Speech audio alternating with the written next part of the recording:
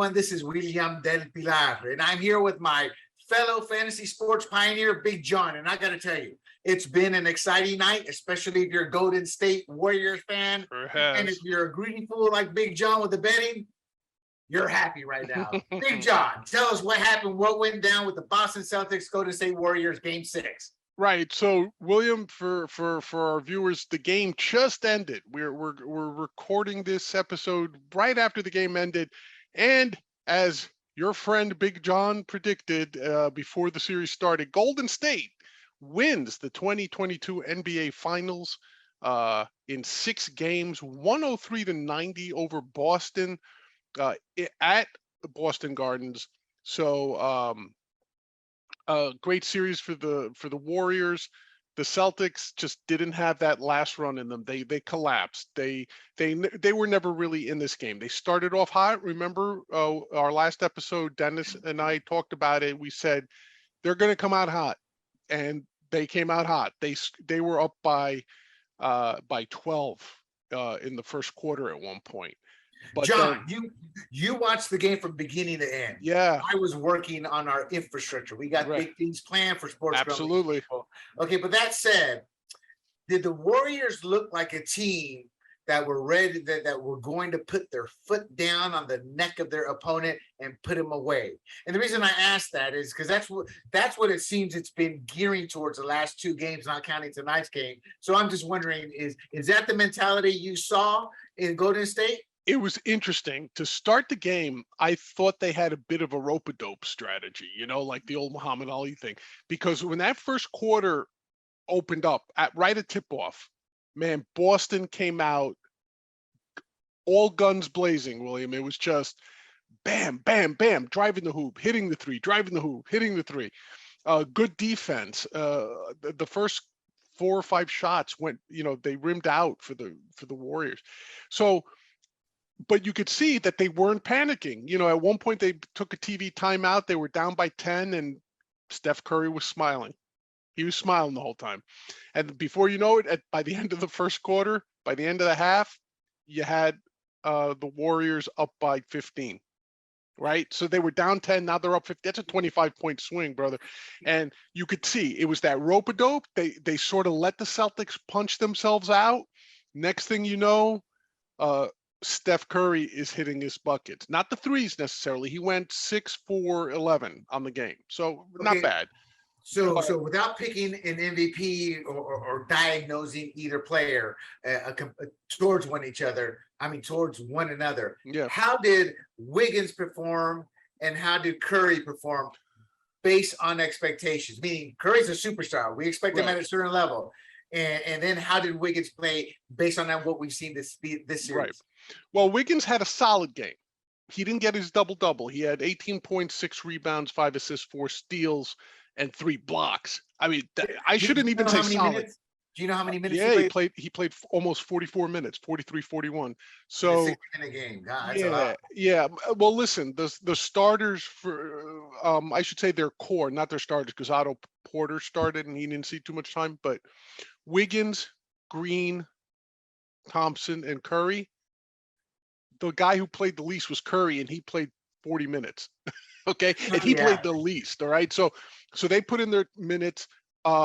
Wiggins had a great game. I mean, if you just listen to what I told you, it wasn't a double-double, but 18 points, 6 rebounds, 5 assists, 4 steals, 3 blocks. I mean, that's a great defensive game. He was clamping down on people, contributed his buckets.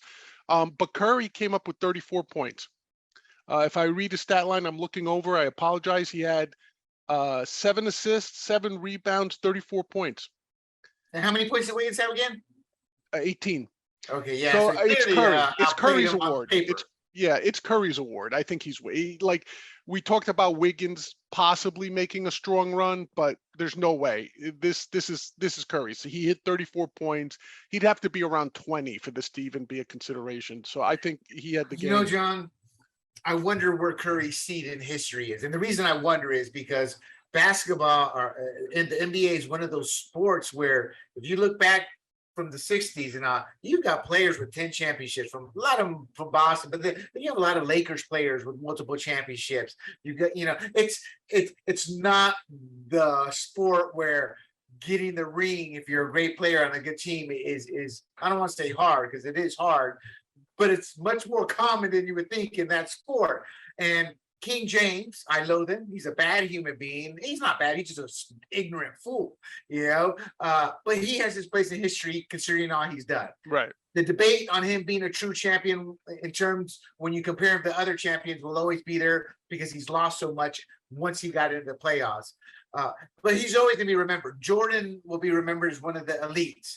Oscar Robinson, all the Baylor, all those guys. Wilt Chamberlain. I can't imagine how many people forget Wilt. Magic Johnson. I mean, these are some of the greats. And I wonder, because Curry's been that quiet people's champion the last 10 years.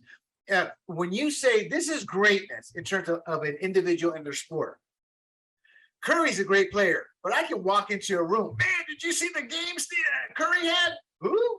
I walk in a room. Did you see the game Michael Jordan had? Oh, yeah. I mean, they transcend the game. Tiger Woods has transcended golf.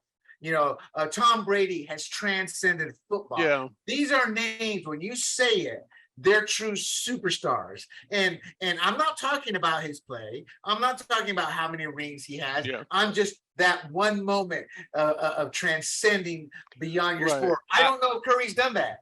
To be honest with you, I think that might be a generational thing. And there's a lot of reasons for that. So I think if you talk to today's youth, Steph Curry to them is... John, it doesn't matter. That's every generation. You talk to the youth, they're going to tell you who all the stars are. No, I understand. I'm talking the longevity. No, I think he will be remembered. I think he will be. First of all, he's a Hall of Famer, and when you look at because there's no part of his game that would keep him out of the Hall of Fame. He's a scorer. John, I'm not arguing that. Right? You are right. Yeah. I'm talking about transcending the game. I know. I guess it depends on what you mean by transcending. Like, let's put it this way. It's easy. It's easy. Transcending the game is walking into a room of strangers, saying that individual's name, and they all know who he is, regardless if they follow the sport. Right. I think it would depend. Honestly, I think it would depend on the generation of the room you walked into. Oh, I don't think so. I mean, I think so. Joe Montana is. You say Joe Montana, they know. You'd be surprised how many young kids you walk in and say Joe Montana, and they may look at you weird and say, who? I'm not talking about a 10, 12, or 15. No, I'm talking. Yeah, but I'm talking about teenagers, say. Yeah, and those kids are going to know every star today. They're not going to know a star from 4 years ago. I'm talking about as they go on in their lives, right.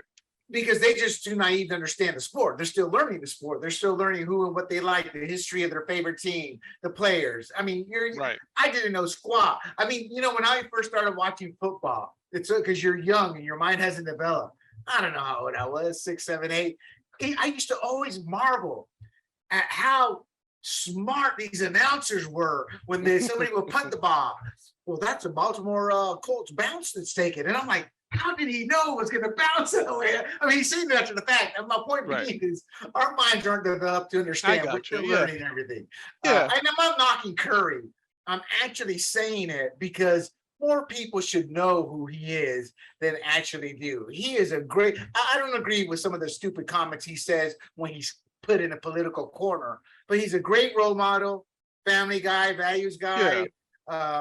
He just oozes what a role model in that sport should be. I agree with you 100%. Like if you're one of those people who thinks athletes should serve as role models, I think you'd be hard pressed to find someone who's a better role model than Steph Curry. I mean, he's a God-fearing person. You don't hear about him like with 20 baby mamas or whatever. He's not a thief. He's not on drugs. He hasn't committed felonies. He's on the straight and narrow. He talks the right game.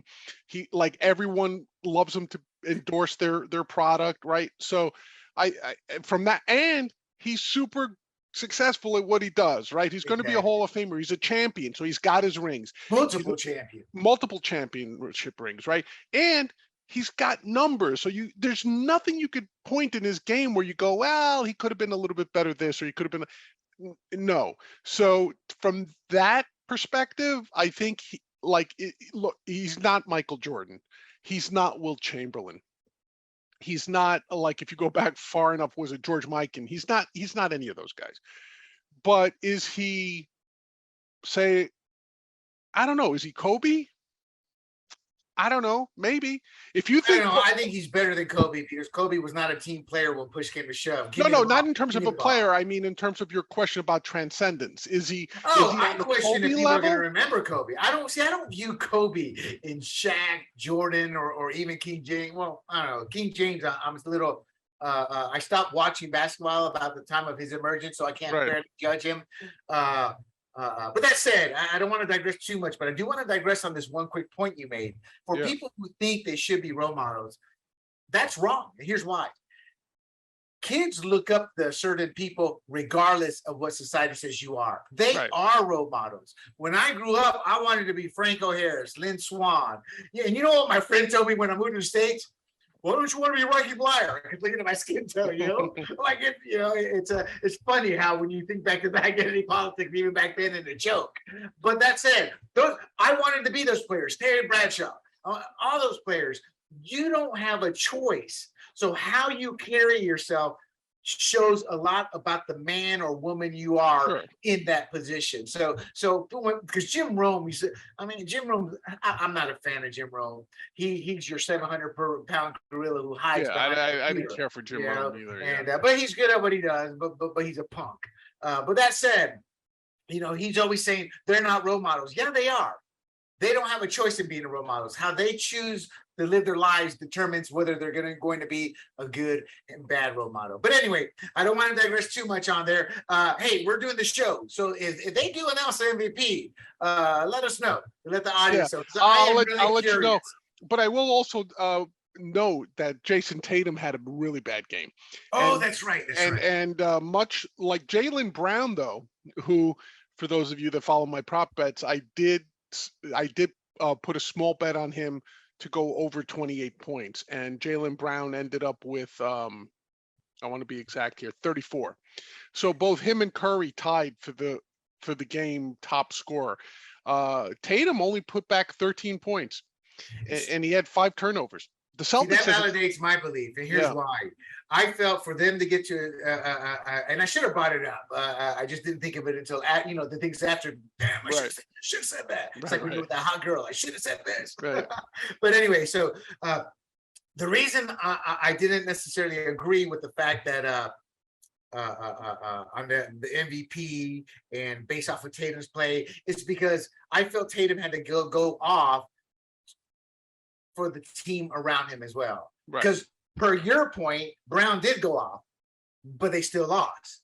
Right. So my belief is simple. If your superstar or the person who's your leader, if he can't get it going, that kind of keeps the calmness of the ocean simmering there. But if that superstar gets off, he's able to lift this team. I'm not saying that would have happened, but I wish I had brought that point up to Dennis to get his perspective, because I'm sure he's seen that a lot in the league. Well, it's also like what we all said last episode, which is if the Celtics go over those 16 turnovers, that's their magic number. That's right. That happened. And you asked both me and Dennis, are the Celtics going to go over 16 turnovers? Both of us said, yes, they will. Which means a loss. And they had 23 tonight, I should say, and they did end up losing. So definitely, like I said, I feel vindicated. I said Golden State in 6. It turns out being Golden State in 6. Oh, yeah. So and congratulations to the Warriors, man. I mean, they weren't the favorites coming in by any stretch of the imagination. But they got hot at the right time. They got their players back at the right time. They all gelled at the right time as a team. I mean, yes, it's Steph Curry and 4 other guys, right? No, that's a team. Steph Curry is a leader of that team, right? But they play arguably the best team ball. Yes. Oh, and let me throw this out, because we've been, to be honest with you, I'll be the first to admit I ragged on this guy last episode, saying they should consider benching him a little bit. But let me give a shout out to Draymond Green.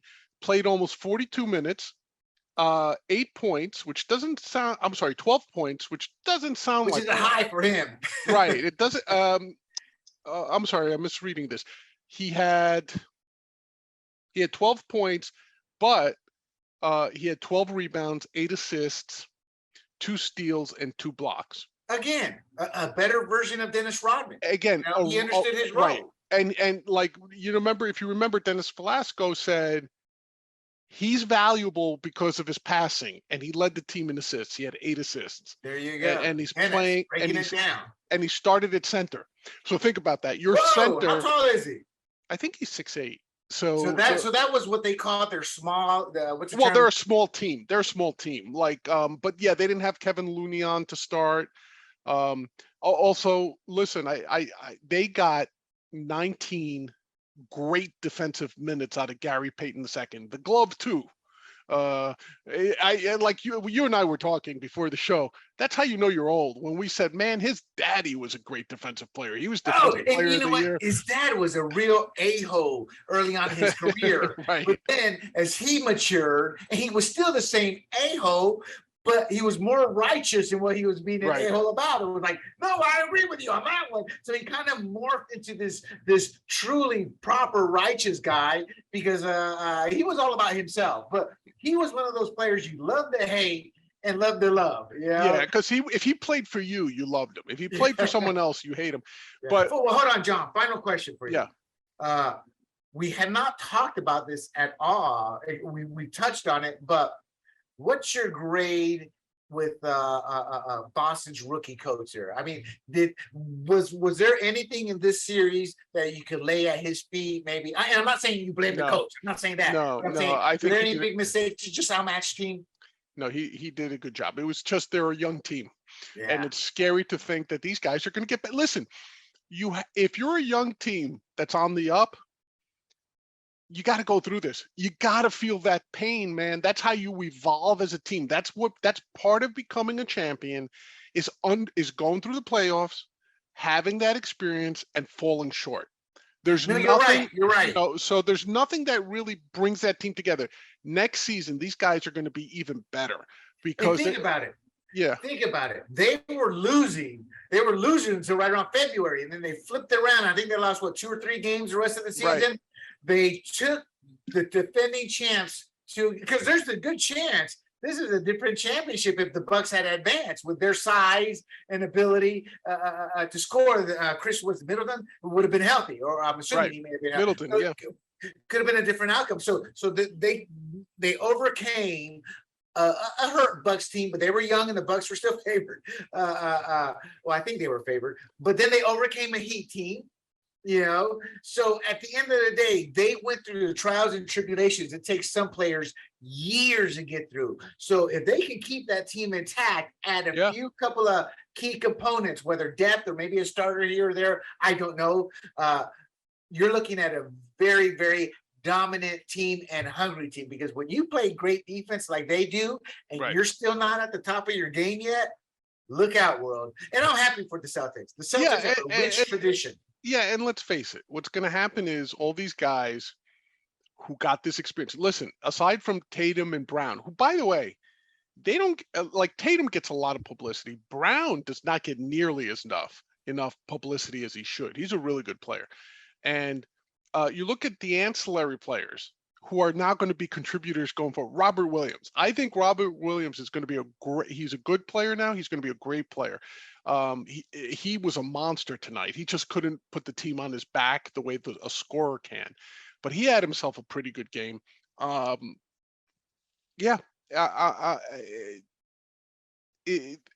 going to be tough. They're going to be tough. If you're a basketball fan right now, you're heading into what appears to be a really good competitive age of basketball, assuming the teams that we've seen this year kind of stick together, right? So Milwaukee's still going to be tough next year, right? Boston obviously is going to be tough. Look at Miami. Miami, who plays team ball better than Miami? They need some people to step up in Miami. I mean, in terms of taking the next step. Well, they need some pieces down there too, but we'll see. We'll see how all that plays out. It's going to be an exciting offseason. Why do I say it's going to be exciting? Because we're going to have Dennis Velasco back to give his final few comments, but then to talk about the draft. Absolutely. Draft is next. And listen, I'm I'm sorry if I'm glancing away. I'm trying to see if they've actually named the MVP yet. I haven't seen it posted yet. And I turned off the TV so I wouldn't be distracted. So I'm assuming it's going to be Curry. And if I get any news here, paying attention to my other screens here, I'll mention it later in the show. But I'm pretty sure it'll be Curry. All righty, all right, guys, we're still in our intro. So John, welcome. And tonight's topics, obviously, the NBA Finals. Yeah, it was an exciting finals, even though it ended in 6 games. And that's because even though Golden State dominated it, the Celtics just seemed to have that ability to, with the 3 shots, to always come back. But tonight we're going to talk a little bit about Garoppolo, the Buccaneers, Jack Del Rio, a little bit of pizza talk, and if we have time, we'll add in another topic or two. Sure. But we've already ate up 20 minutes talking about arguably the most exciting game of the week. So there's that. All right. I saw a tweet, when Baker Mayfield and Jimmy Garoppolo, and if you don't know what that's about, audience, you really are living on an island. But real quick, Garoppolo has $27 million contract, at least $25+ million contract, was expected to be traded. Garoppolo even gave his goodbyes at his last press conference, chose to have shoulder surgery, and that's kind of ended any trade talk. Baker Mayfield played injured, gave his heart to the team, was all set in the offseason. Then the Browns started to pursue Deshaun Watson before they even had him. That upset Baker Mayfield, who is known to be a bit immature. He's all 100% in, but he's been known to be a bit immature, maybe arrogant, but you're at that young age. Right. And now $18 million contract, he's not reporting, the team doesn't want him, etc. I always wondered in the back of my head, what are the Buccaneers doing? Why aren't they pursuing one of them? Look, Tom Brady is not a spring chicken. He retired once already, and they had no game plan, John. They had no quarterback. They were scrambling, and they really were scrambling. So why haven't we heard more talk about the article dealt with Garoppolo? We'll focus on Garoppolo. But why not look to pursue Baker Mayfield or Garoppolo? I mean, to play behind Tom Brady, if you're Baker Mayfield, to me, that's a win-win. Because what it validates is, nobody wants to be benched, and you don't want to hear about it. You get a little defensive, but there's nothing to be defensive about sitting behind and learning from Tom Brady. So what are your thoughts on this? I don't see Garoppolo wanting to go to Tampa Bay to sit behind Brady again. I don't think that it makes sense for him. And from what we've been hearing about Trey Lance's progression, I don't think the 49ers want Garoppolo to leave right now. That's a good point. We're not hearing that, but that's a good point. Yeah, it's so I don't think Garoppolo makes sense to me. Baker Mayfield's intriguing, but I don't think the Bucs can take on his contract as is, right? So does it make sense, like in one of these theoretical sense?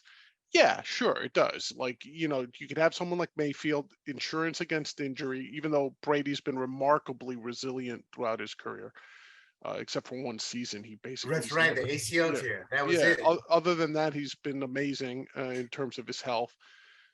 Can you afford to bring on a Baker Mayfield? Listen, man, I don't know, because the Buccaneers, I think, if I'm sitting in their front office, they were stung by Antonio Brown. That whole experience where the front office really didn't want to bring him in, but they kind of brought him in because they thought it would be good for the team, but they knew he was a headache. They didn't bring him in because it would be good for the team. They brought him in because Brady said bring him in. Let's bottom line that. Well, yeah, but let's face it too. What's good for Brady is good for the team, right? So, and in this case, it wasn't. Yeah, but in this case, it wasn't. So I'm saying I'm sure they feel the repercussion of that. Where they made a really bad decision, and it kind of went south on them. It did go south on them. So do they want another personality like that in their locker room? Even though and listen, I agree with you. We've said it on previous shows. I'm still of the belief that Mayfield was a warrior last season. Was we talk about him being immature, which is a fair criticism, I think. But in his defense, we forget these are young men who have been isolated and babied their whole lives. So when adversity hits and they've never been challenged, his reaction to me, it's more typical than not. It's just we Sure. see the superstars who are coach, have agents, Yeah. they're worth, but these players like Mayfield now, that's common. So I don't hold that against him as much as I hold it against the team for not going. See, it's a team's job to be babysitter, to be father, to be mentor, to be coach, to be all of that. And people go, no, it's not. Yeah, it is. When you grow up in sports, that's kind of how it works. We tend to purposely forget that to bolster our arguments, but that's how a team works. They are in essence a family unto itself. Right. And listen, I agree with you, but I would think that the way he played, there isn't a player, or there are hardly any players in the NFL that wouldn't want Baker Mayfield on their team. Because when a guy goes out, plays with a bum shoulder, is taking hits, but he's still in there. Like, unless you've got a specific beef with him, like say Odell Beckham, right? Unless you have a specific beef with the guy. That was his father who had the beef with Mayfield. Oh, yeah. Put Beckham in the middle of it. But Beckham also responded poorly too. Well, he's a prima donna. No, but what I'm saying is, except for those very specific cases, I doubt you'd find NFL players that go, yeah, we don't want a character like Mayfield on our team. No, you want a guy like that. He's fiery. He's tough. He proved to you that he's going to play through pain for the team. You can't ask for more from a teammate, right? So that's right. So I don't think it's his personality. I just think it's, listen, teams know, like you said it once before perfectly. In the NFL, nobody's there to do favors for anybody else, right? So why would you trade for Mayfield when you could pick him up off the market probably really soon for a fraction of what his contract calls for right now? Like, why pick up an $18 million even for a season? There's no point to it.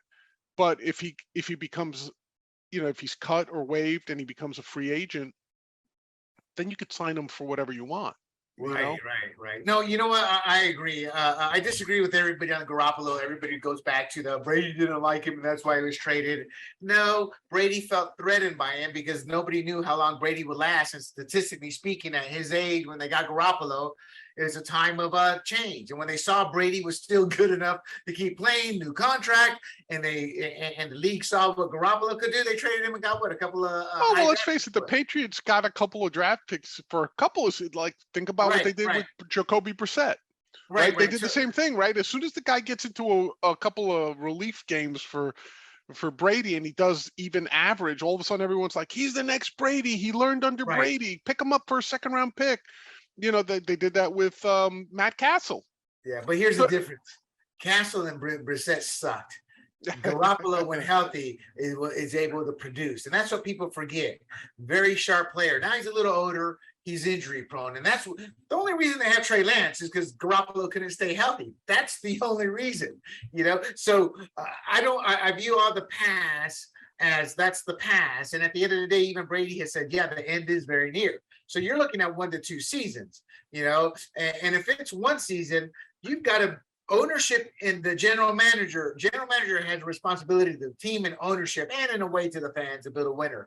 Sure. And that general manager, I don't care how good he is, but the hole that he left the Buccaneers in by not having a quarterback ready to replace the step in with Brady is a fireable offense to me. That's not how dynasties. People forget the Steelers had issues with Terry Bradshaw, he lost that battle. Now Mark Malone or Cliff Stout, then Mark Malone, they weren't the greatest, but that team was already spiraling down. The Cowboys had Danny White, again an aging team, but Danny White was great when he played. So having a succession plan is there. And what Garoppolo does for the Buccaneers is he can immediately step in. You can't say that about Baker Mayfield. Baker Mayfield, based on his play, how young he is, how raw he is, there's still going to be a learning curve. Now, there'll be a learning curve for Garoppolo, but Garoppolo's shown the maturity to handle adversity, too, with Trey Lance coming on, to get the team behind him. And more importantly, he showed he can go in on the first year with a playbook and be a winner. So I think Garoppolo would be the better short-term fix, meaning you got a player the minute Brady retires, you got him for the next 3 to 5 years. With Mayfield, you got somebody who can sit there and learn, but then you got him maybe for 8 to 10 years. But to me, if I'm either quarterback and I'm looking at the field of teams out there, I don't want to go to the Panthers. Matt Rule has shown that they only die over there. I don't want to go to the Commanders. Rivera just lucked up into a Super Bowl with a phenomenal defense, but that offense never, ever progressed under him, especially Cam Newton's growth. Cam Newton was just a big linebacker in the quarterback's body, and they never taught him. Had to be an actual pocket QB to extend his life, and to me, that's on Rivera. So who wants to go there? Who wants to go to these other teams with similar situations? The Buccaneers seem to be the right team at the right time at the right moment. Okay. I don't know. I don't think Garoppolo's heading there. I think Mayfield, there's an outside shot he heads there. Yeah, I'm not saying either quarterback. I like, to be honest with you, Mayfield will want to go if he's cut, he's going to sign with the team that he feels he can start for within the season. So whether it's not going to be Pittsburgh, for example. So whether it's Seattle, whether it's Carolina, whether it's Houston. At some point, I mean, they didn't take him back as part of the trade, but he may end up there as a free agent. You never know. Yeah, I got to be honest. I wouldn't want to be Wiggins, the NFL version, if I'm Mayfield, going to a crappy team, subpar to average coaching staff.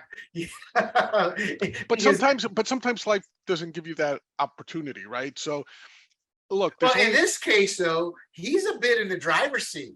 If Mayfield got in the right situation, I could see him going, yeah, I'm willing to work the contract. Because right now, he could go to the Browns and go, let's work out a team-friendly contract there. I want to be part of it. He's saying no. No, he's not going to do that with the Browns, but I mean. But that's my point. But if he goes into the right situation, he may go trade for me. I'll rework my contract, make it a little bit more salary cap friendly. So he does have some leverage. He's not, I mean, right now, what's protecting him is teams don't want to pay that $18 million salary. And that's protecting him from going to crap like the Carolina Panthers right now. And they're still trying to pursue him or trying to work things out. Sure. And the Browns are too foolish to understand. You lost this battle in terms of the war of what you want to do with Baker Mayfield. And they've lost the PR battle, and they've lost everything about that situation. So Exactly. Yeah, I mean, does it make sense for them to eat the contract and just consider it dead money and just get rid of him just to get him off the team? It may come down to that. Right. Okay.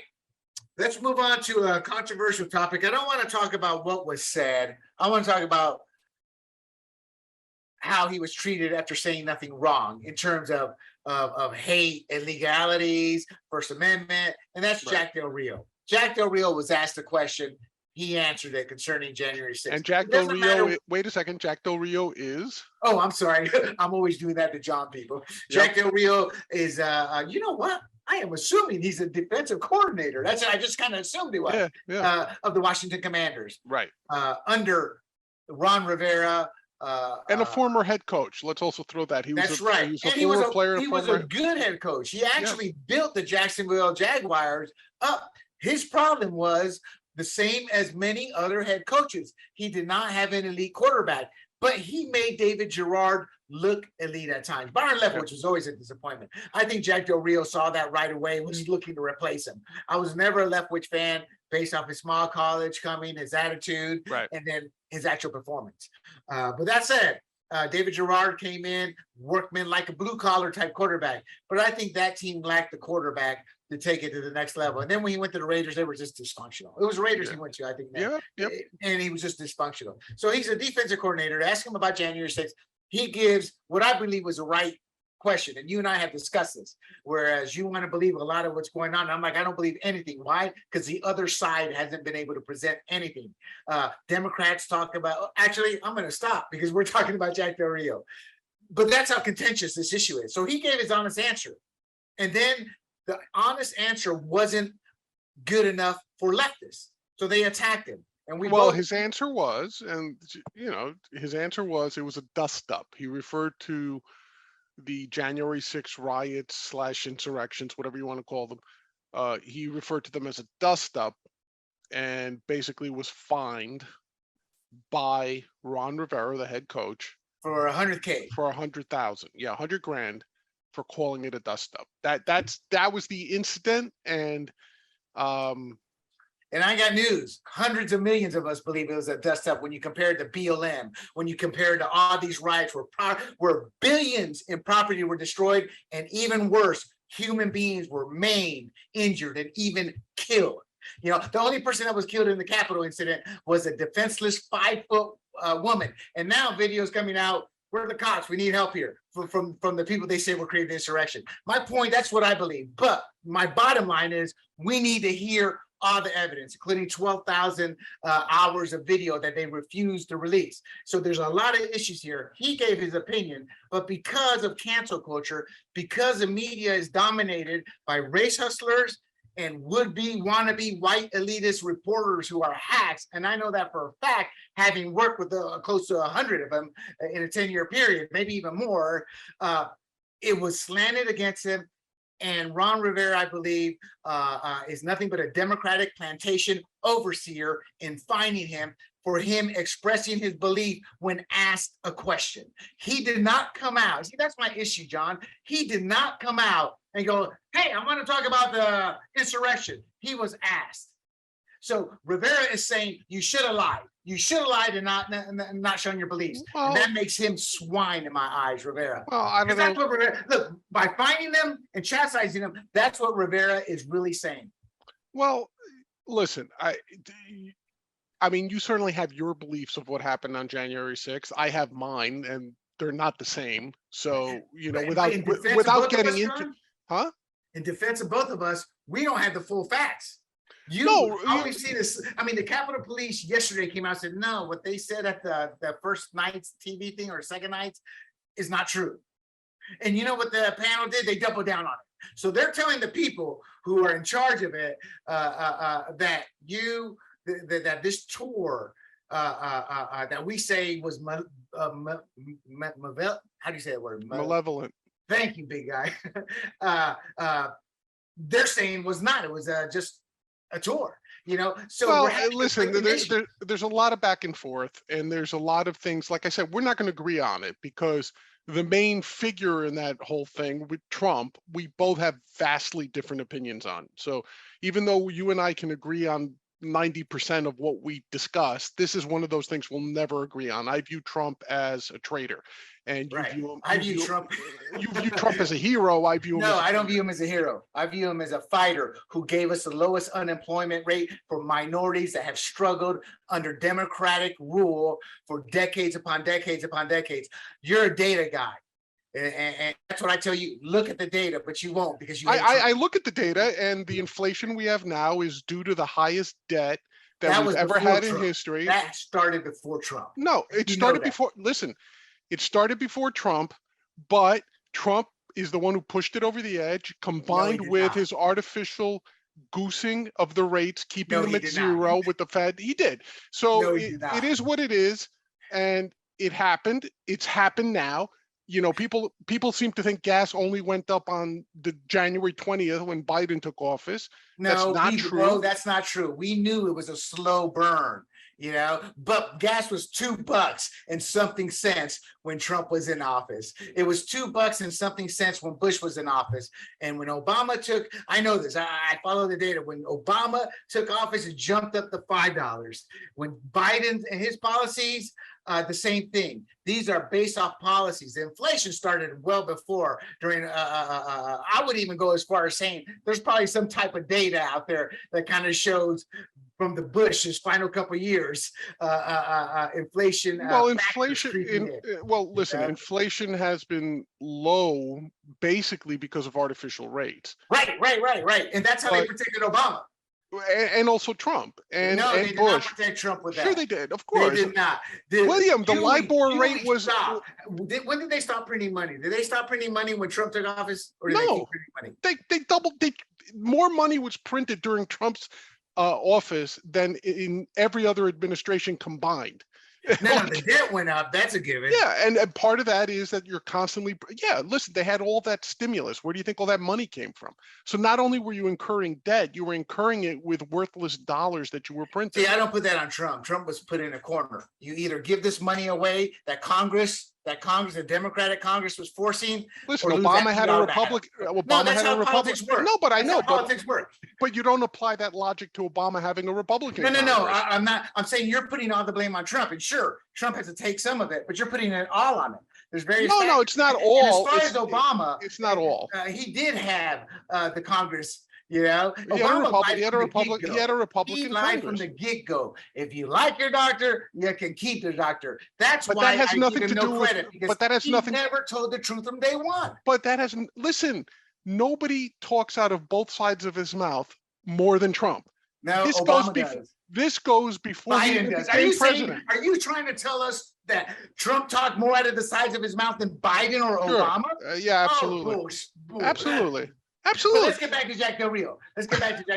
Like I said, ladies and gentlemen, there's one person that's such a polarizing figure, even for us, and that's Trump.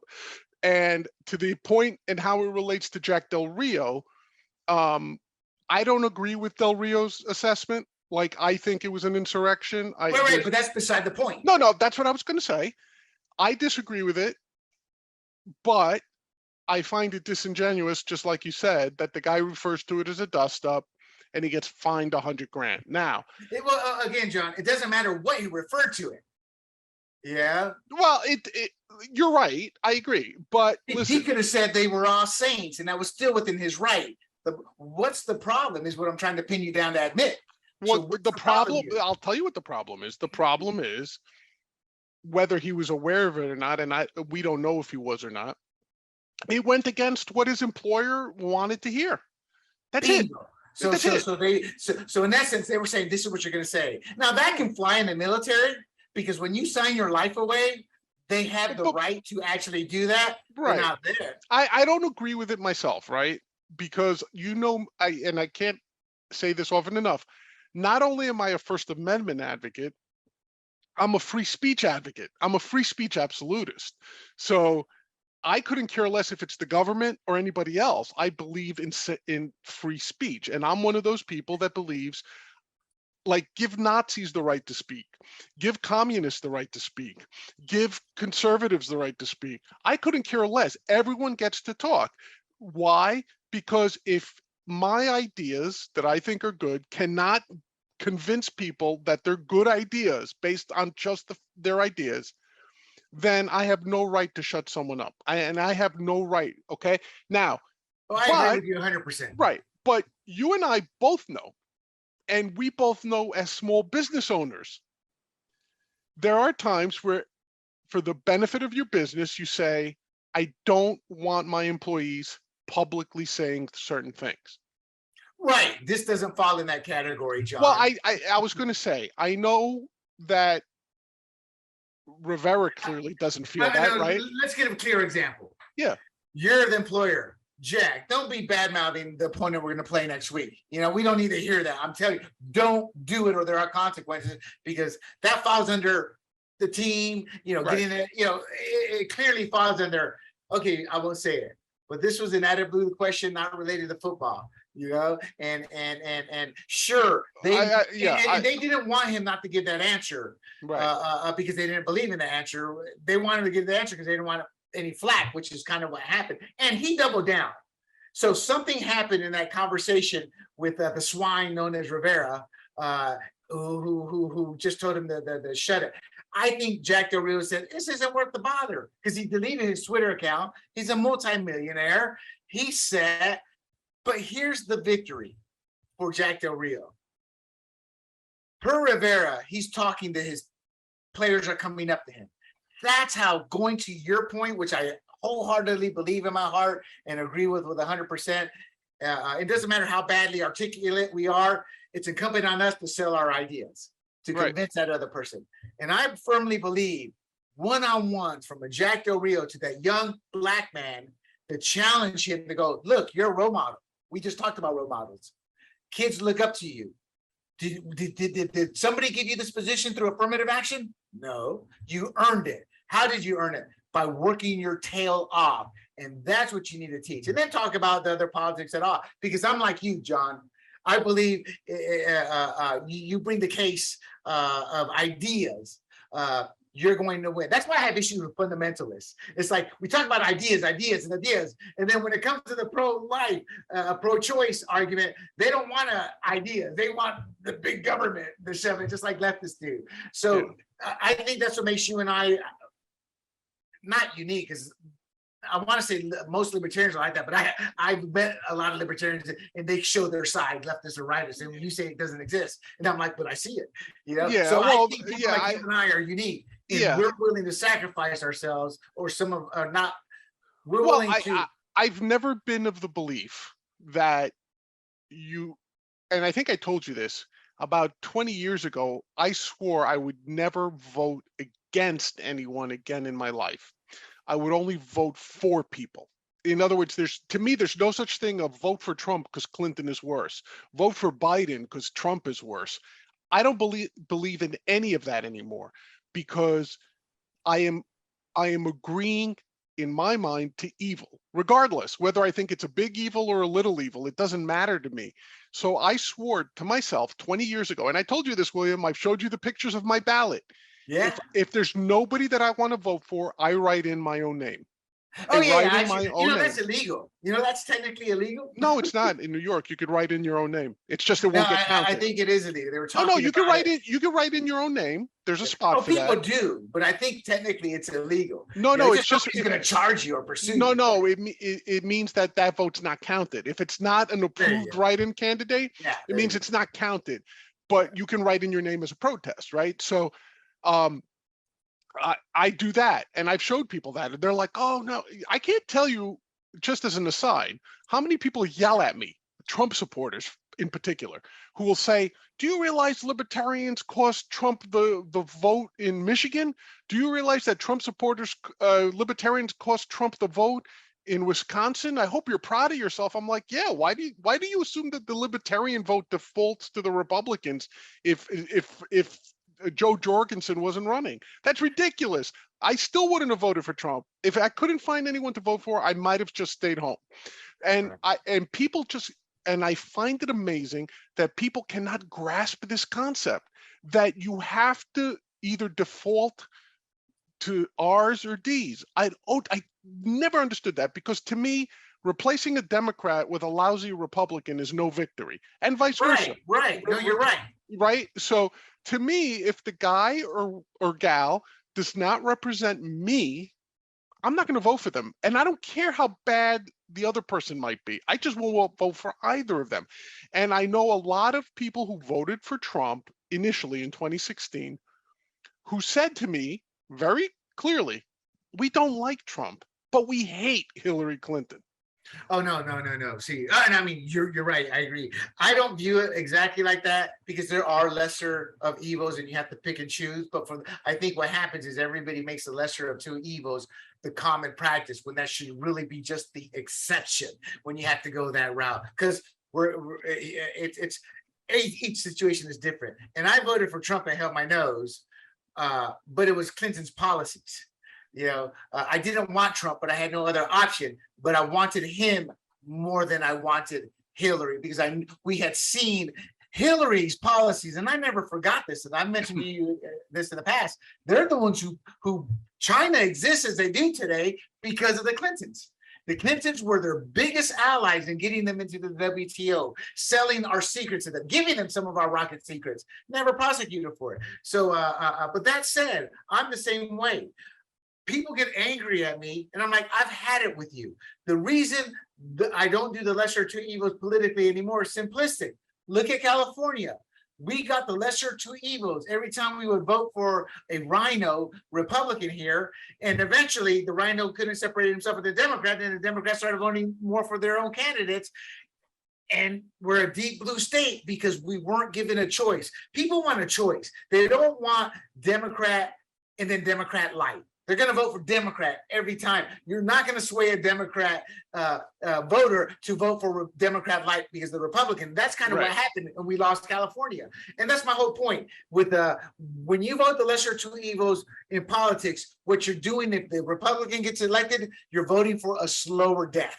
With Democrats, we've seen it with Obama. We've seen it with Biden. We saw it with Carter. You get these policies that immediately start to affect the country. Whereas with a Republican, it's going to take much longer, but it's going to be the same issues. I agree with you, but you're viewing it from the prism of a Republican. Imagine viewing it from the person like myself who views it as you're either down with liberty or you're not. No, I view it from data, John. No, I'm saying your principle, you're viewing it like, okay, it's either Democrat light, it's a faster death with a Democrat as opposed to a slower death with a lousy Republican or whatever. For me, I couldn't care less which one of the two it is, right? Because to me, in most cases, with rare exception, both the Democrat and the Republican are quick deaths. That there hasn't been a president since Clinton, and that only happened largely through deadlock and through the line item veto, which doesn't exist anymore. There hasn't been a president who's lowered the debt.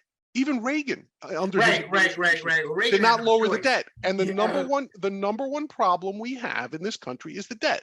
The debt and spending is the reason for inflation. It's the reason for why we have these idiotic lobbyists and why we have like everything being sold out, why corporations are right. So to me, it all starts and ends with the debt, taxation, all that stuff has to do with the money we owe to and the Federal Reserve needs to be abolished and all that fun stuff, right? I agree with the Federal Reserve, but I'll disagree on Reagan. Reagan, it's like when he opened the door into the United States, I mean, 75% tax rates, and the rich weren't paying that. They were finding loopholes. The economy the economy from Carter was in shambles. It was horrible. I mean, and most importantly, we were at the height of a Cold War, and it was peaking. And he knew how to beat him. And you had to make a sacrifice in war. We were in a Cold War at the time. That's something you learn in the military, something you learn in like when you run a small business and your budget starts to go up and down. Yeah. So for example, we were working with early on with like $500,000 like FFL as a budget, and we're like, man, we're still working at the garage here. That's a lot of money. So you have to start to prioritize the lesser of evils in your business in terms of what do you spend your money on that may or may not work. And that was what Reagan was in. So certain presidents, I'm not going to fault based on what they inherit. Others, I will, because they come in and they make it worse, or they destroy what was accomplished. I don't disagree with you. Listen, Carter's administration was good for one reason only. It disproved empirically the Keynesian fallacy that you couldn't have concurrent inflation and unemployment. Like the Keynesians for years said, okay, well, with all this government spending, we're trading inflation for unemployment, and their formula, their famous monetary consumption formula and all that bull crap, right? The Carter administration, the late 70s, that's how we got stagflation as a word, right? Exactly, stagflation. What's that mean, John, for the crowd? Stagnation meaning high unemployment, and deflation comes from inflation. So you had stagflation, Thank you, Jimmy Carter. Yeah. Well, to be fair, it's all Keynesians because even Nixon did it. Nixon took us off the gold standard. If there's any one argument for inflationary policies, it's that, right? So that's my issue. Nobody talks about it. I'm like, he took us off the gold standard, and it seems to me, just from a layman, just outsider, I don't know anything. I mean, I do. I research that, but saying I don't know anything, it doesn't take a rocket science to go, hey, how come all these issues? And now we got 10 zillion millionaires. It was at the time millionaires, paper millionaires sprouting out. It completely changed how we live our lives. Well, it took you from a deflationary currency to an inflationary currency. That's all there is to it. But in your defense, John, how I defended Reagan and what he inherited, Trump could have done some things to where the debt didn't balloon up, but he refused to challenge the rhinos in public and the strength of the Democrats once they took over. Well, also you're talking, first of all, Reagan, his first 6 years did an incredible job with the economy. And what people forget about that, because they only remember the good part, right? The greatest peacetime expansion in history and all that, right? Like what they forget is the first 2-3 years of Reagan's administration, there were people calling to impeach him because interest rates, because you know why? Reagan listened to the one man on the planet who knew how to cure the U.S. economy, and that was Milton Friedman. He actually brought in Milton Friedman and said, okay, Milton, you did this for Chile. If you could do it for Chile, do it for the U.S. And Milton Friedman said, you know what you got to do? Nothing. Let the free market take care of stuff. Let interest rates hit 13, 14, 15%. People forget mortgages back then for 3 years.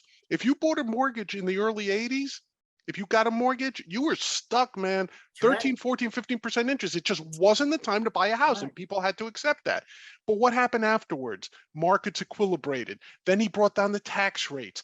And I could go into this whole. Well, the tax rates were at 75% for some common people who were just the top nominal rate was 72%. And it was like 60%. I mean, John, we're brought it down to 50. That's how,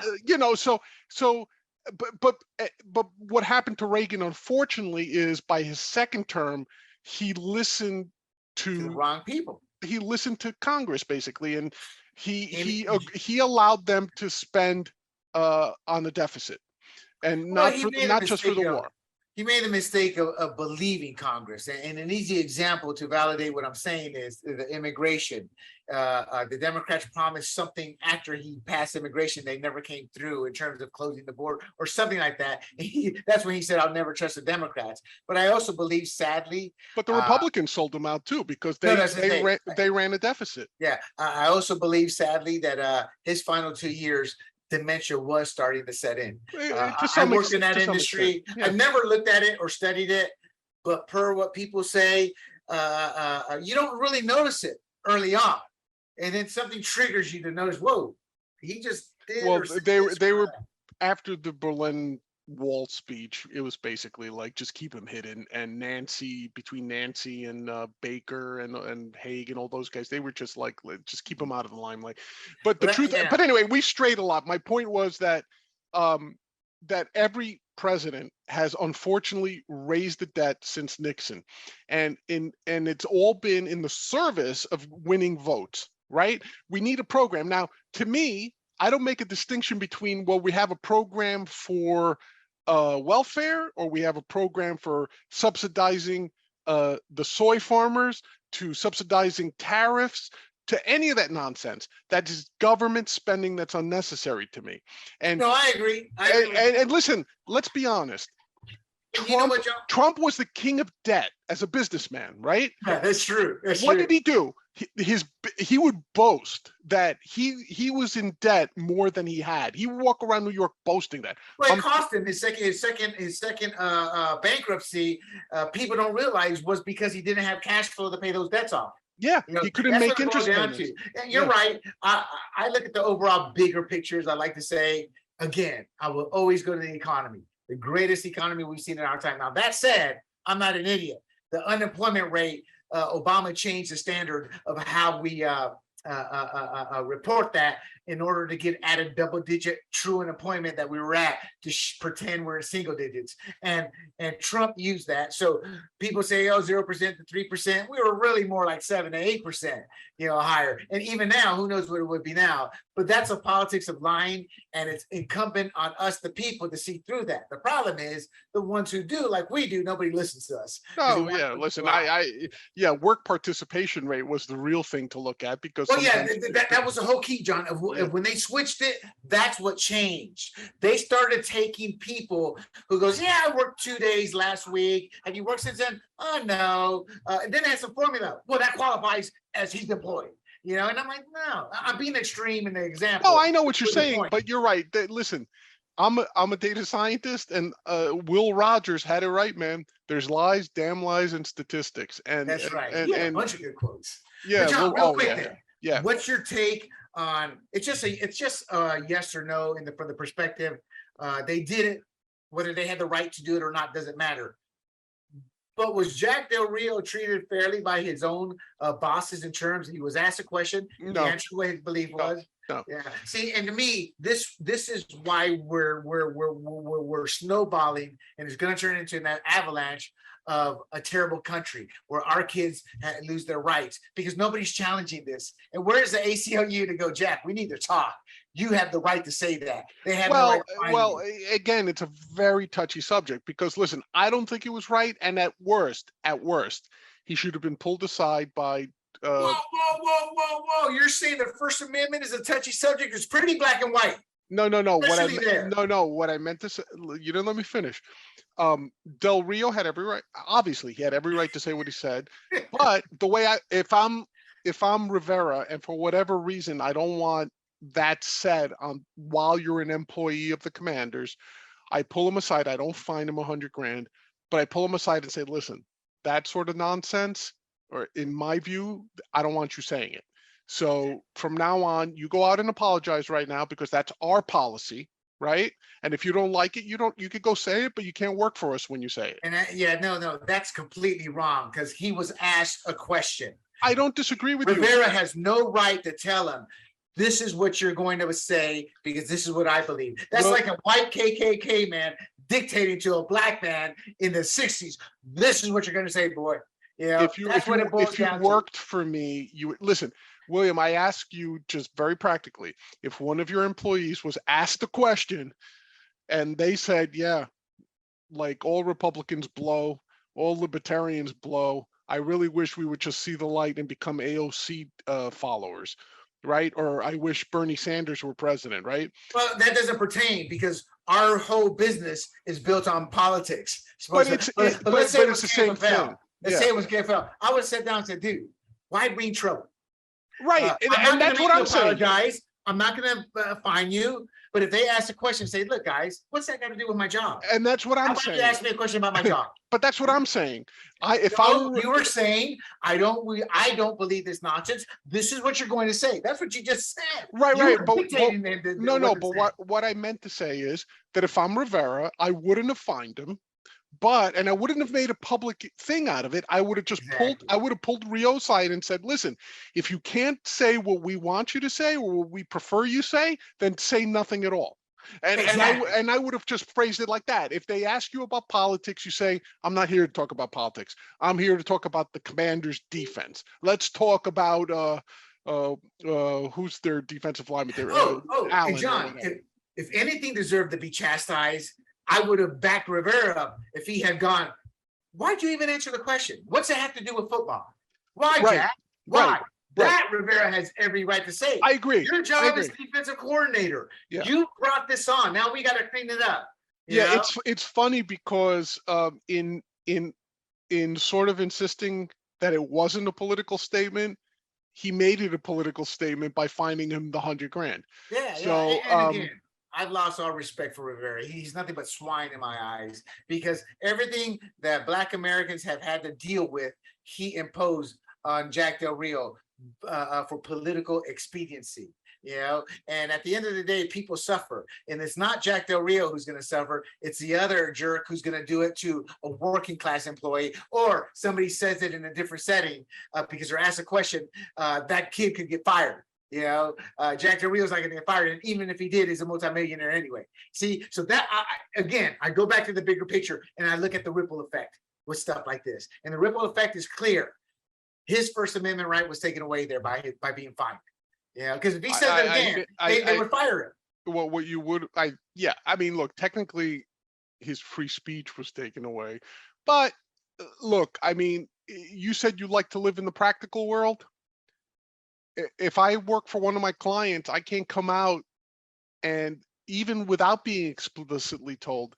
But I just told you what the practical answer. No, but I'm saying, like, as an adult working as a consultant for somebody, for example, and I don't work for them, so I'm using an example totally. Let's say I work for Starbucks, right? I'm a consultant for Starbucks, and I go to Starbucks and I'm working with Starbucks, and I start posting on social media, man, this unionization is bull crap. But Joe, that's different. You're being proactive. You're being proactive to do that. Or Jack Del Rio was asked a question. If someone were to ask me, what do you think of the unionization efforts? And I said, they're bull crap, after the CEO came out and said, we're behind this, right? Yeah. Like, I should expect to be fired. I should listen to me. Be expected to be talked to first. Talk to, fire, discipline, pick anyone. I should have something. Now, the degree of which we can quibble about. See, you're trying to put absolutes. I should expect to be fired. No, somebody should go. This is a practicality of life, bro. Would you say that though? If someone asked you a question about your employer, and you knew the answer you want to give is not the answer your employer wants to hear? Oh, I have been in that situation. And what have you done? You know, I've sat there and said, hey, I work for this company, or to that lines, what's this got to do with my job? Or there you go. That's beyond my pay grade. And why did you do that? It's apples and oranges. Why did you do that, though? It's apples and oranges. The NFL is structured completely different. Lord, dear Lord, they got so many they got so many freaking breaks from the government itself. That I think that's what I start to rage at now. It's they're giving a lot of breaks that other companies don't get, and they abuse it. And because they're rich elitists, these owners, they get away with a lot of crap. And not that I feel sorry for Jack Del Rio. I don't. I feel sorry for the fact that we're losing our right to express ourselves and getting canceled. Jack Del Rio is just the latest of taking that right away. And the finding of Jack Del Rio is them hammering him. Instead of taking this, as you said, and I said, private, off camera, dude, why'd you do this? Okay, we're just going to drop it. Any other questions? Look, that's a political question. I shouldn't have answered it in the first place. You got a question on our defense that we're building? Ask it. And problem solved. Instead, the swine known as Rivera escalated it, as you said, by finding it. He made it political, and even worse, what he said is, you cannot voice your free First Amendment right if you disagree with us politically. Again, a swine. Then there's a Latino, he's a piece of bleep, you know. And I, as a Latino, look at him in disgrace, disillusionment, and honestly, the day he's out of the limelight, the world is a better place. Okay. All right. We should move on, because for a 5-minute topic, that's my belief, not Big John's. That took an hour almost, if not longer. Let's talk something we can all agree on. What's that? Can we? What's that? Pizza. John, do you like pizza? I love pizza. Who doesn't love pizza? We all love pizza. Communists don't like pizza. No, I think the communists like pizza too. In fact. What's that? Isn't that how the communism fell? The introduction of jeans, pizza, heart to heart. It was Levi's, Coca-Cola, and rock and roll that brought down the Soviet Union. Yeah. But who doesn't eat pizza without Coke? It's Coke and pizza. It's the American way, brother. All right, Pizza Hut or Little Caesars? Who do you prefer? I prefer a hot poker in my eyes rather than eat any of that crap. That is not pizza. That is cardboard with some red ketchup on it or something. That's not pizza, my man. There's only one pizza in this universe, and it originates and stays within the 5 boroughs of New York City. That's all there is. There's no such thing as pizza anywhere else. First of all, you hippies out in California have somehow decided that putting fruit on pizza is something that's not an effrontery to God himself, okay? Pineapples and cherries and whatever the hell else you put on there. That is not pizza. You know what that is? That is an abomination to God himself. I believe the Catholic Church has issued an encyclical on this matter, and it is not allowed. If you're a Catholic, you can't have pineapple on your pizza, bro. That's all there is to it. And I'll short circuit it right now. That's from the left coast. From the middle of the country, you have some people who eat pizza with a spoon in Chicago. Dish pizza. It's not even dish pizza. You know what it is? It's just warm soup in a crust bowl. That's all it is. If you need utensils to eat a slice of pizza, it ain't pizza. That's all there is to it. You know what's good pizza? Pizza is when you go to the corner, some guy named Sal is there. He's flipping it around in the air, nice thin. You put a little bit of tomato sauce on that, nicey nice with some oregano, garlic. Then you put some mozzarella cheese on it, nothing else. None of this American cheese and other crap on it, just mozzarella. You just put that on. Then I am a rebel, because I will allow that you could put sausage, pepperoni, anchovies on it. That's acceptable. Anchovies is acceptable. Mushrooms, for example, and black olives. That ain't right. That ain't right. John, I'm in agreement with you in terms of the type of pizza. I have a friend who worked for was like a district manager, managed like 5 or 6 of a chain called California Pizza Kitchen. Yes. And they have some great pizza, but their specialty is all these oddball pizzas, this pizza, that pizza. I'm a simple guy. Pepperoni, mushroom, onion, pepperoni, bell pepper, mushrooms. Mushrooms, I like my mushrooms on there. Anything else is not. But let me tell you a little story here, brother. First of all, we're talking about this, America, because the NFL switched from Pizza Hut to Little Caesars. They had a Little Caesars, or however they say. It's really cute, but their pizza is cardboard. But when you are an up and coming worker in this world, in this country, that $5 for 2 pizza makes it taste like gold. But that said, I did go to a little street corner with a guy who looked like Sal, and I said, "Man, I'm starving. Give me 4 slices." So I pull out my wallet. This is pre-COVID, without the big inflation. Are you talking about Manhattan right now, Times Square? Yeah. This is a bit when pre-COVID, prices are good, economy's doing well, and the guy goes out, "That'll be $28." And then to make it worse, they have the tip jar right there. I made a deal. I said, "Give me 4 slices."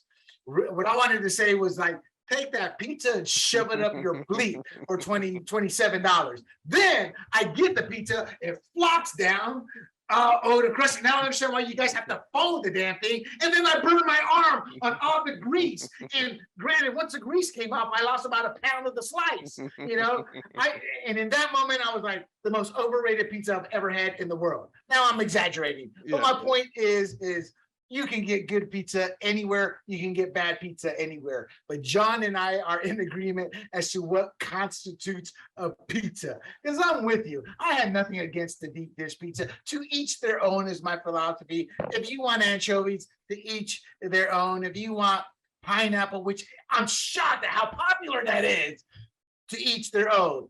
But to me, a true pizza is basic. Great cheese, pepperoni, 1 or 2 different toppings of your choice, and that's that at a fair price. I will honestly, John, I made a decision. I've stuck to it because I've gone to New York multiple times and said I will never order a pizza in New York City. That's how bad my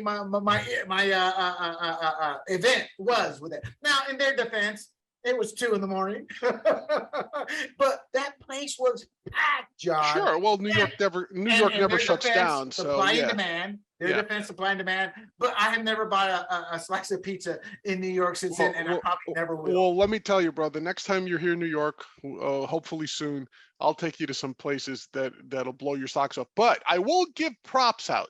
Typically, when you think of pizza in New York, you think, of course, of the pure New York Italians, with the corner pizzeria and the home delivery with the hot, some of that's been co-opted a little bit by some Greek guys, maybe some Spaniards, other Mediterranean nations, But I will give you a secret. Out of Brooklyn in New York, there's been this cadre of Russian immigrants, and they started opening pizza shops where the pizza was out of this freaking world. Amazingly good, like rivaling that of the old school Italian pizzerias. And I asked the Russian guy once, and this is a secret, folks, so listen into it. I asked him, I said, what makes this? Because theirs was like crispy and chewy, but still thin. It wasn't thick. So it was really that thing where you have to fold it. And listen, if you're a New Yorker, there's a reason why you want your pizza to fold. Because it's terrible pizza, I know. No, it's because you never sit while you're eating it. You're always running somewhere. Oh, that makes sense. And for the audience, I am just kidding on my of course, but that did happen like that, and I did believe it off. But I don't put that experience on New York City. I have had that experience in Panama. Let me tell you, in other places. I've frequented Chicago many times, and I honestly have tried to like their deep dish concoction. I refuse to call it pizza. And I've yet to find anything where I honestly was not sick the next day.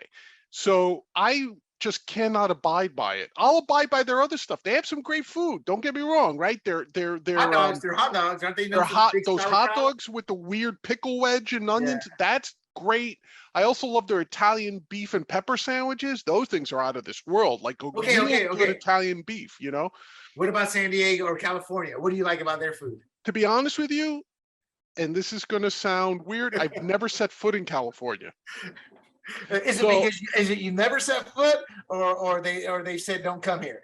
Could be both, but not consciously. Just my travels, believe it or not, have never taken me to California. So, like, the closest I've come is Oregon, Washington, Seattle, Washington. I've been to Portland, Oregon, because that's where my business interests have taken me. I've been to Nevada, I've been to Arizona, but I haven't been to California, which sounds weird. You would think at least once I'd be in California, but I've never been there. California is a beautiful state, but it's a nightmare to live in right now. That's what you hear. But to your point, I have been in these outposts like Wisconsin, where the only food available has been a Little Caesars or a Pizza Hut, you know, and you fly in after a 5-6 hour flight. But John, you figured the pizza would be half decent there with the cheese. They're the cheese capital of the world. Yeah, it's horrible. It's horrible. Like, I cannot, like, I've chosen to starve rather than order Pizza Hut. I can't eat that stuff anymore. You know, I've learned to accept food for what it is and enjoy it at that moment, because when you're hungry, anything can taste good. Listen, if you're really hungry, you're right. But listen, I've sworn off McDonald's for the most part. I've sworn off Burger King. I've sworn off KFC. None of that stuff. Oh, KFC's the worst now. Yeah. So I had a friend who worked there, John, and when they made everything homemade, and he loved his job. His dad worked there. He worked there. He was a young kid. That wasn't his life's work. But he used to have to make the potato salad and the coleslaw and everything was fresh. He goes, when Pepsi bought it, everything went automated. I mean, the frozen stuff was being brought, or, you know, the stuff in trucks. And that I refuse to have Kentucky Fried Chicken. It used to be one of my favorites because it's just grease now. You know, it's just nothing but grease. And it's terrible to see the Colonel so denigrated after his death. Him and his 12 or 13 herbs and spices. Yeah. You know what I do love, though, before we wrap up, I will say this. I do believe every region has its excellent food, like, all kidding aside. Like, I will not change my position on pizza, but, like, for example, I love barbecue. So whenever I go to Kansas City or Austin, or that's a Southern thing, is it? I mean, that's where they're known, but barbecue is just Chicago. Chicago has that sweet barbecue. St. Louis has the sweeter barbecue. Kansas City has the drier, smokier barbecue. Carolina has the more mustard-based barbecue. No clue. Yeah, dude. So if I were to come to you, this is the place this is what I would tell you. I would say, take me to whatever you think is good, but take me someplace where they hate white people coming in to eat. Yeah, you know, I was just thinking it. I was thinking, you know, this is going to sound stereotypical, and I don't mean it to, but because I'm not a barbecue connoisseur. It's too messy. I don't think the flavor. It's just not my cup of tea. But I eat it because it's good. It's part of the world in the South. But every great barbecue place we went to was Black owned in North Carolina. That me and my friends. Now, granted, the friends who took me, they tended to be Black, but it's like, so I always put great barbecue with a Black cook. And I guess that's technically wrong, but that was my experience. Yeah, and listen, my father used to tell the story when he was in the Army, when he would get leave from the base, because he was in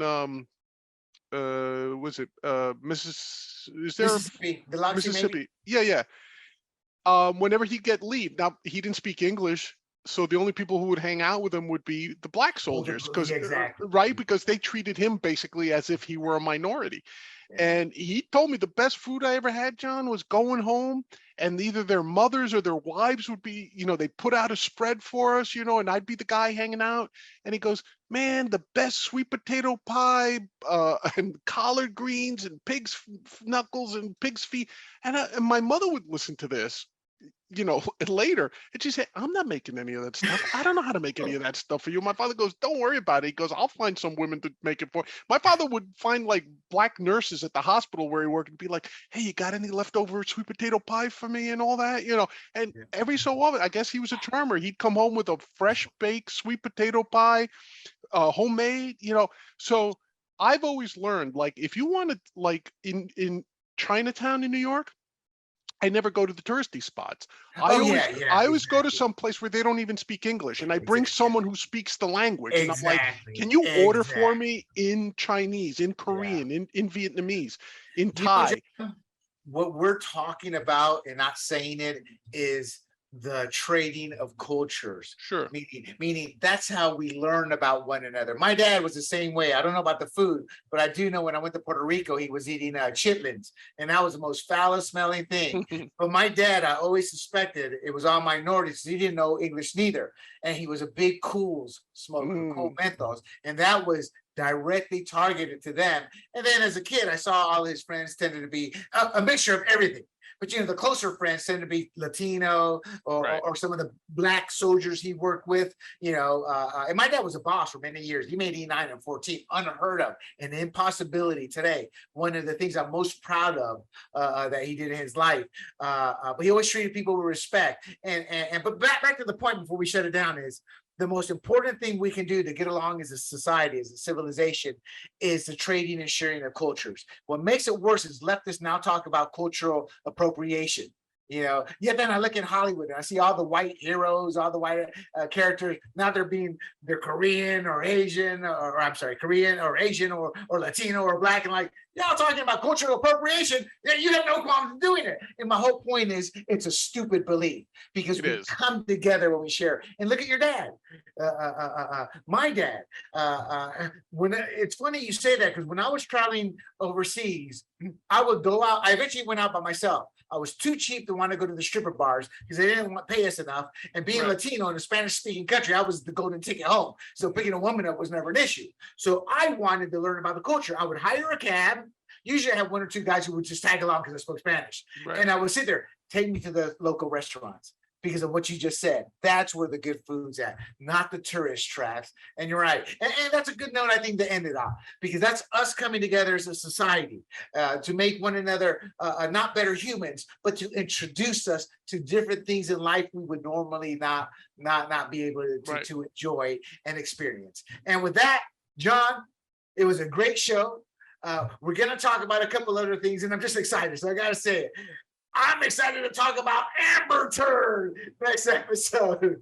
The whole Me Too movement, Amber Turd getting caught in the lie. It's not that I'm happy that she went down, is I'm happy as to what it exposed. And we got other great topics, including Dennis Velasco coming on soon too. So John, great episode. And for the crowd out there, I love cranking John up, because it's hard to get a rise out of John. He's so even and so mellow. And that's what she said. God bless him. That's what I love him for. That's what she said. Yeah, there you go. So, America, it's been a great experience tonight. Yes, sir. And John, say good night. Good night.